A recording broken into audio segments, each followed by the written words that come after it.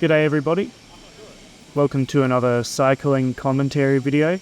Today I'm going to be showing you the best route to cycle from Central Station in Sydney to Newtown. There is some fantastic infrastructure between these two destinations. So we're going to start by cycling around Central Station, starting at Eddy Avenue, going along Elizabeth Street, and then Chalmers Street, and then through Prince Alfred Park. But before I get too into the commentary, I just wanted to take a moment to thank my Ko-fi supporters who are fully responsible for this new setup I've got, where I've got the camera mounted on the bike, the 360 camera recording the face cam, and the cycling footage. So huge thank you to Stuart, Aberam, Jake Coppinger, Michael, Trisha, Shareth, Joe, Ben, Adam, Transportist, Alexander, Zach, and Lucas.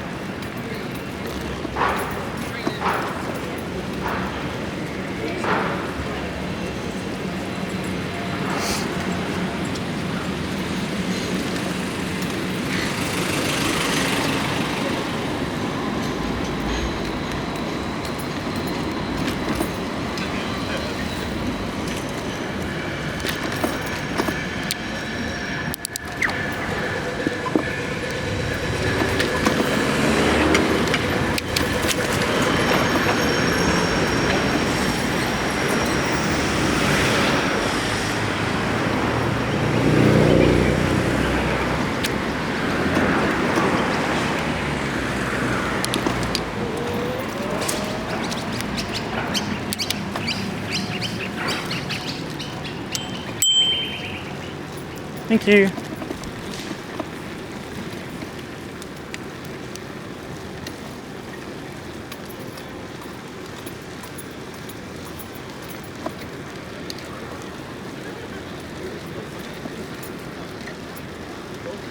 Excuse me, pigeons.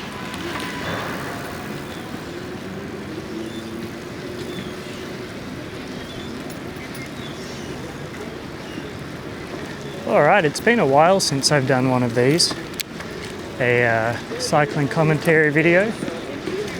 Got a new setup since the last time I recorded a bike ride.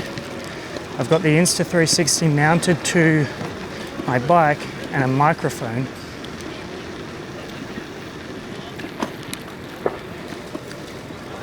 So that I can talk while I ride.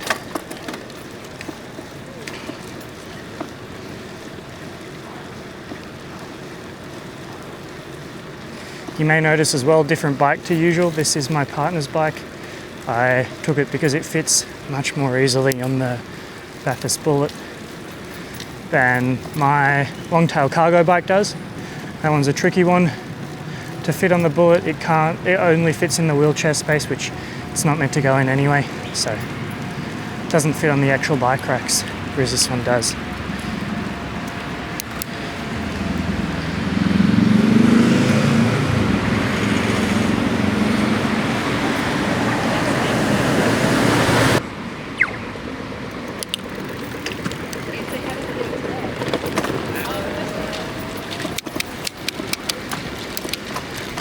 Like, that was kind of the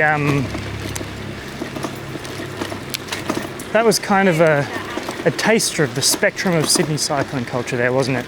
We had the vaping delivery driver, and on the opposite side of the road we had the classic cargo bike dad.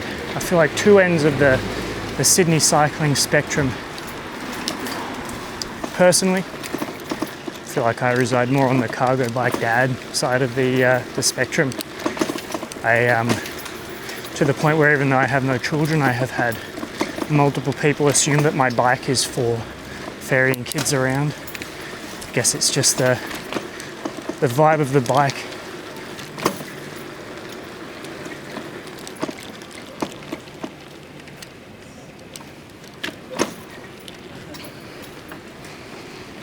But I don't think anyone would make that assumption in this bike.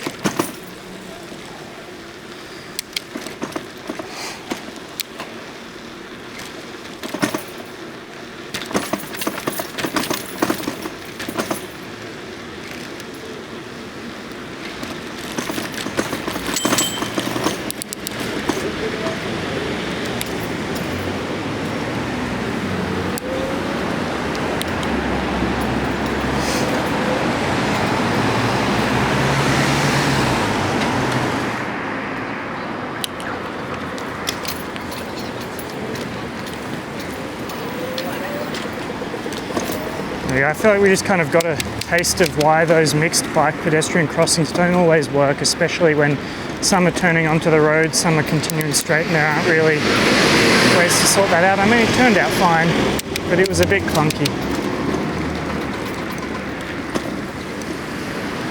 Now, I used to ride this route back before this cycleway on Lawson Street was built.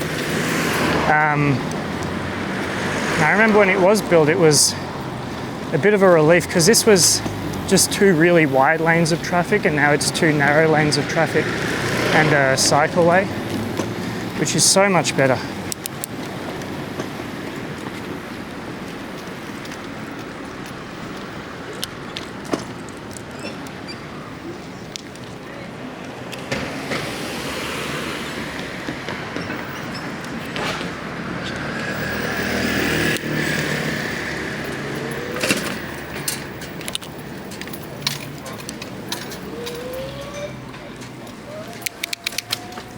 I'm not sure that I've actually had the opportunity to cycle through the new little Eveleigh street yet.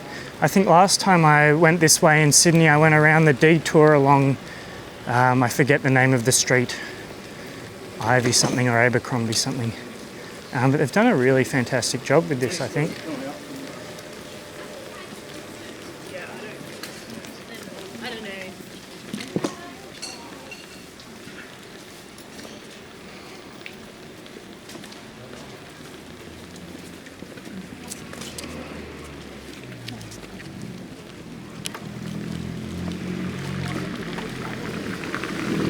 I think maybe this, I actually have never ridden on this new intersection.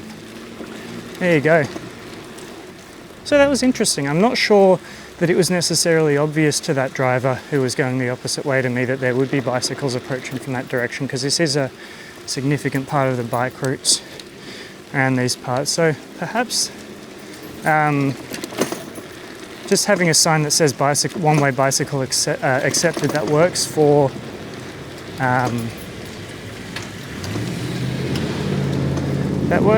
just letting the cyclists use the route, but does it let drivers know that there are going to be oncoming cyclists? Perhaps not. So a contraflow lane may have worked better in that situation.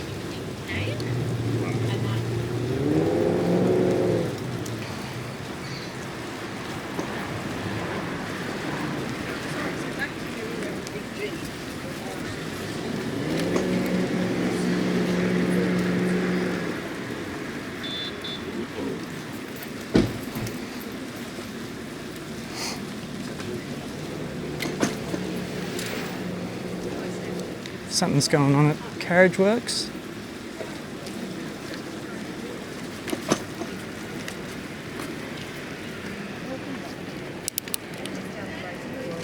You guys go ahead. No worries. Go ahead. That's all right.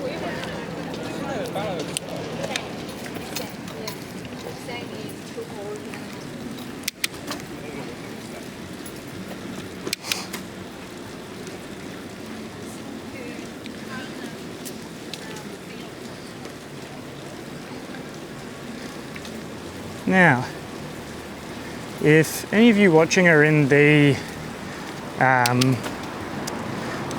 Sydney or New South Wales bike advocacy community in any way, which I'm sure many of you are, considering the topics I talk about on the channel, you've probably heard of the new proposal to ban e-bikes on trains, including country trains.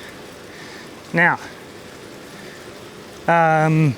obviously, there is like there's a small probability of e-bike fires, but when they happen, they're bad. The reason that e-bike battery fires do happen, thank you, is because of substandard build quality and chargers being used with batteries they're not meant to be used for. So e-bike fires will generally happen because of overcharging, and that is not something that happens on high quality batteries that are charged with the charger that is built for them. But it does happen on cheap e-bikes. So the solution to this problem is, and I could potentially understand a temporary ban while e-bike regulations are put in place to ensure battery fires don't happen. But I think that's a very extreme reaction. But one reason why it would be a bad thing, especially on country trains, is, as you can see, I'm very much dressed for a Bathurst morning. And I've got a wool vest under this thick wool overcoat as well, because it was, I don't know, below zero when I woke up probably, I didn't check. And now here I am in Sydney, sunny day, I'm sweating. So it's a lucky thing that I have an e-bike rather than a regular bike.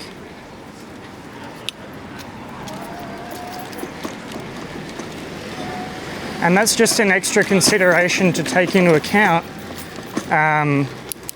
when we're thinking about the kind of country train journeys that happen across different climates.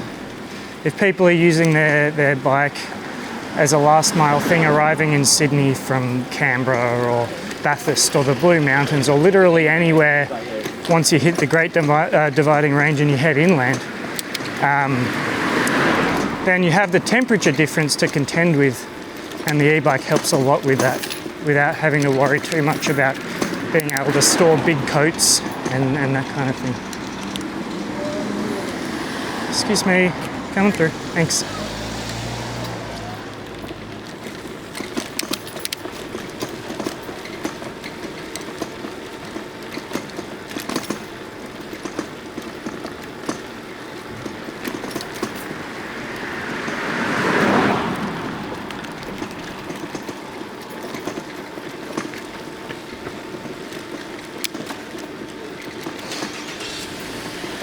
Alright, so you may have noticed that I haven't got a map here going on. I haven't got any headphones and give me directions, anything like that. That's because this is a route that I have ridden many times, City to Newtown, so I've got it memorized. But the thing is here, I don't think I've ever ridden from Central to where I'm going. I'm staying at a friend's place while I'm in Sydney. I know where it is. I would know how to get here if I were walking. It would just be down King Street, Enmore Road. I had a brief glance on Google Maps that tells me to take some back roads, but I don't fully remember which direction I should be heading. So I'm just going to go down King Street and Enmore Road and see what happens. I think it'll be a good opportunity anyway to talk about how these streets could be improved.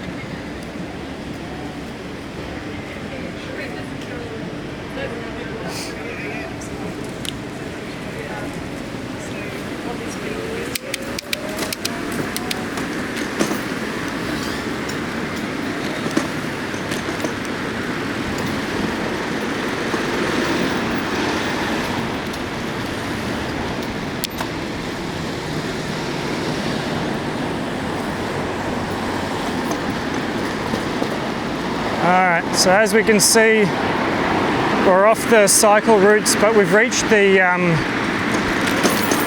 problem is here that there is still going to be, the people using the Wilson Street Cycleway, good chance they're going to a destination on King Street, Enmore Road, that kind of area, and therefore they're going to have to cycle along the road to get to their destination. As you can see, not ideal. So there's no formal bike infrastructure of any kind, which is disappointing considering how common a route it is for cyclists, especially people delivering food from all the restaurants around the place. There's a 40km/h speed limit, which is a good thing, and there's a narrow strip in between like essentially bikes are relegated to the door zone, which is the strip between the end of a parking lane and the start of a parked car, into which the car door opens. Generally, the danger is there that cyclists can be hit by an opening door, or, as you may have noticed, what happened to me earlier, someone walks out to get into their car, you have to go into the traffic lane. Maybe people aren't always going to be prepared for that if they're driving in that traffic lane. So what do I think a good solution for King Street and Enmore Road would be? I think, in my opinion, we've got to wind back the clock a little bit. These streets were built as tram routes. I think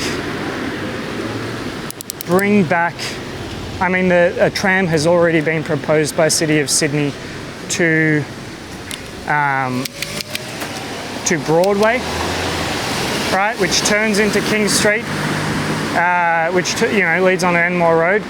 I reckon start restoring that original tram route. Start with Broadway, bring it on down King Street, bring it on down Enmore Road. Once you've done that, then you take the parking lanes, turn half the parking lane into a wider footpath with some, I don't know, tree planting, some more seating, that kind of stuff. Take the other half of the parking lane, turn it into a cycleway. And I think it's that simple. I think that would work wonders. Because anyone who has walked along King Street, along Enmore Road, around that kind of dinner time rush, or that evening rush when it gets really popular, you will know that there's not enough footpath room, and that like so much of this space is being taken up by a few people in cars. So that's how I'd fix Enmore Road and King Street. All right, I'm basically at my destination now. If you enjoyed this, hit that like button, subscribe if you'd like to see more of this kind of stuff. I'll see you next time, ideally with a video about the opening of the Oxford Street Cycleway, which I'm here to go to.